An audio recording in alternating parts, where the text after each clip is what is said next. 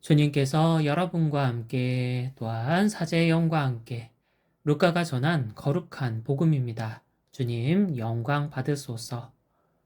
예수님의 부모는 해마다 파스카 축제 때면 예루살렘으로 가곤 하였다.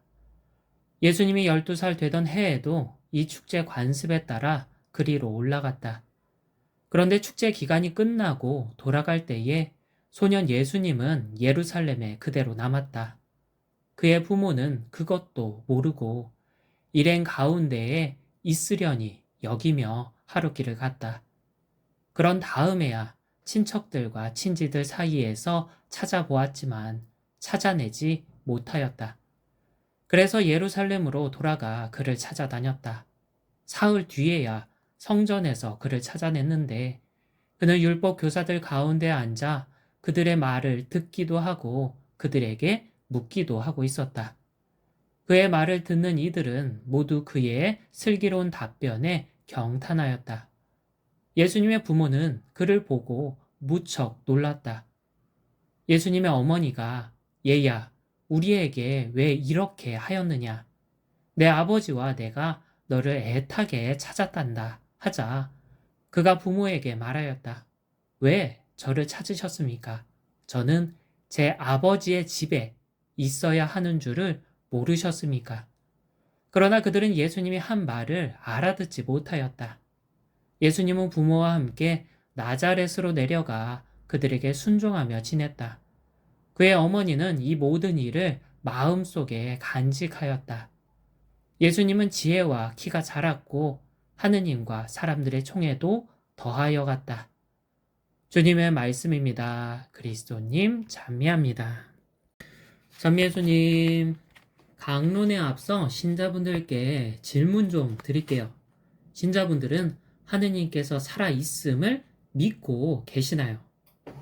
그렇게 살아있는 하느님이 나와 함께 계심을 믿고 계시나요? 물론 믿는다고 말씀하실 겁니다. 성경이 그렇다고 내게 전하거든요. 베드로 사도가 전하죠.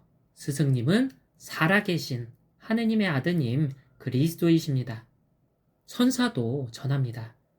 동정녀가 잉태하여 아들을 낳으리니 그 이름을 임마누엘이라고 하리라. 임마누엘은 번역하면 하느님께서 우리와 함께 계시다는 뜻이다. 베드로 사도와 천사가 전하는 대로 나는 하느님이 살아계시고 나와 함께 계신다고 믿습니다. 그런데 그 믿음이 흔들릴 때가 종종 있죠. 바로 내 삶에 거센 시련이 찾아왔을 때입니다. 도대체 왜 흔들릴까요? 내가 살아계시고 함께 계신 주님을 직접 보고 믿은 게 아니라 누군가 살아계시고 함께 계신다고 전해준 것을 듣고 막연하게 믿었기 때문이죠. 오늘 복음 속 마리아와 요셉이 예수님께서 자신들과 함께 있을 거로 막연하게 믿었던 것처럼 마리아와 요셉은 아들 예수님과 함께 있지 않았습니다. 그러나 막연히 예수님의 일행 가운데 있을 거로 믿었죠. 그 막연한 믿음으로 고향으로 하룻길을 갔고 뒤늦게 예수님이 사라지셨다는 것을 깨닫습니다. 그래서 그들은 부랴부랴 예수님이 계실 만한 곳을 찾아 헤매는데요. 가장 먼저 친척들과 친지들 사이에서 예수님을 찾죠. 그러나 그 안에선 예수님을 찾을 수 없었습니다. 그들은 예루살렘으로 돌아가 사흘이나 찾아 헤매야 했는데요. 예수님을 찾는 동안 심정이 어땠을까요? 아마 까맣게 타들어갔겠죠. 결국 마리아와 요셉은 성전에서 예수님을 찾아냈습니다. 예수님을 찾느라 고생한 마리아가 묻습니다. 얘야, 우리에게 왜 이렇게 하였느냐? 내 아버지와 내가 너를 애타게 찾았단다. 그러자 예수님께서 말씀하시죠. 저는 제 아버지의 집에 있어야 하는 줄을 모르셨습니까? 오늘 마리아와 요셉이 그러하듯 나도 막연하게 믿습니다. 주님께서 살아계시고 살아있는 주님이 나와 함께 계시다고. 그 막연한 믿음을 갖고 삶을 걸어나갑니다.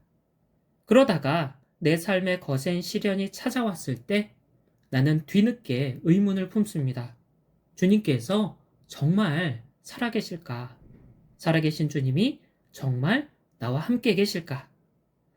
내 삶에 찾아온 거센 시련으로 너무 무섭고 두려워서 믿고 의지할 대상을 찾는데 내가 막연하게 믿었던 주님을 발견할 수 없었기 때문입니다.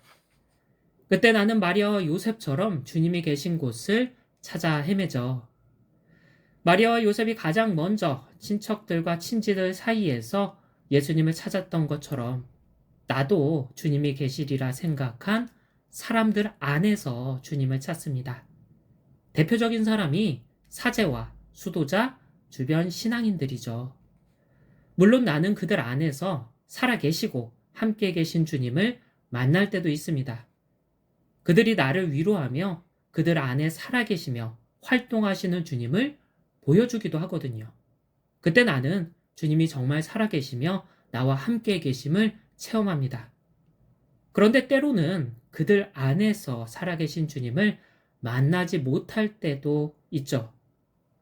만나지 못하면 그나마 다행인데 주님 대신 악마를 만날 때도 있거든요.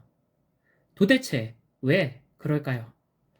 물론 주님께서는 그들 안에 머물러 계십니다.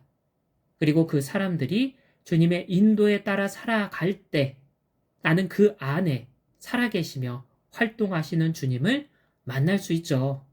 그 사람이 내게 보여주는 사랑의 행실을 통해서. 그러나 안타깝게도 인간은 원죄의 상흔으로 죄에 기우는 경향이 있습니다. 그 결과 주님의 인도에 따라 살 때도 있지만 악마의 유혹에 휘둘려 살 때도 있죠. 주님께 순종하며 사는 것이 아니라 악마에게 종살이하며 사는 거죠. 그때 나는 살아있는 주님 대신 살아있는 악마를 만나기도 합니다. 나는 그렇게 사람들 사이에서 주님을 만나지 못할 때 좌절하며 말합니다. 아, 주님께서 정말 살아계시냐고, 정말 나와 함께 계시냐고. 그런 내게 오늘 예수님께서 말씀하십니다. 나는 내 아버지의 집에 있어야 하는 줄을 몰랐느냐. 예수님께서 말씀하신 아버지의 집이 어딜까요? 바로 성전이죠. 내가 미사를 봉헌하는 이 성전이야말로 주님이 계신 아버지의 집입니다. 나는 이 집에서 봉헌되는 말씀의 전례와 성찬의 전례를 통해 살아계신 주님을 만납니다. 말씀의 전례로 주님의 음성을 듣고 성찬례를 통해 살아계신 주님을 내 안에 받아 모시거든요. 그렇게 나는 말씀과 성체의 형태로 주님을 내 안에 받아 모시는데요.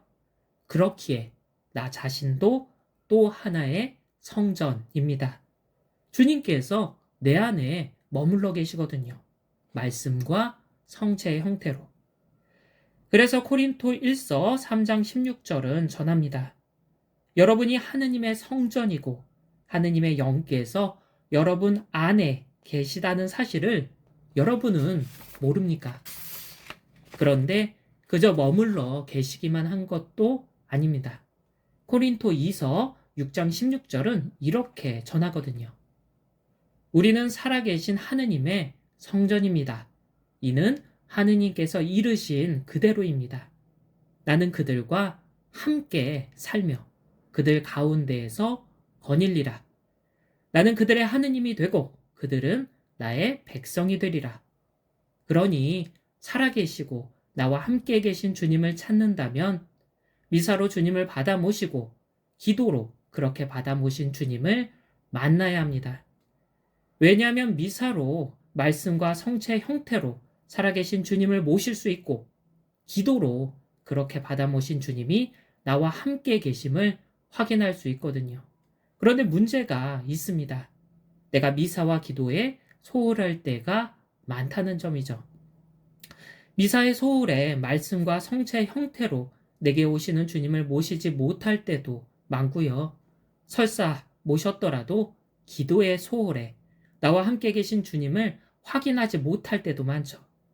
그러다 보니 전해 들은 것을 막연하게 믿고 그 막연한 믿음은 작은 시련에도 흔들리기가 쉽습니다. 시련으로 살아계시고 함께 계신 주님에 대한 믿음이 흔들리면 확인해야 합니다. 내가 주님의 집에서 살아계시고 함께 계신 주님을 찾았는지, 혹시 사람들 사이에서 살아계시고 함께 계신 주님을 찾지는 않았는지, 나약한 인간은 주님께 순종하며 살기보다 악마에게 종살이하며 살 때가 더 많습니다. 그러니 믿고 의지할 주님을 찾는다면 사람이 아닌 주님의 집을 확인하면 좋겠습니다. 주님께서는 당신 집인 성전에서 봉헌되는 미사를 통해 살아있는 당신을 내가 받아 모시게 하고, 당신 집인 마음에서 그렇게 받아 모신 당신이 나와 함께 계심을 확인케 하십니다. 그렇게 내가 직접 주님을 만났을 때 내 믿음은 어떤 시련 앞에서도 흔들리지 않을 것입니다. 주님께서는 시련 속에 믿고 의지할 대상을 찾는 내게 말씀하십니다. 왜 저를 찾으셨습니까? 저는 제 아버지의 집에 있어야 하는 줄을 모르셨습니까? 아멘.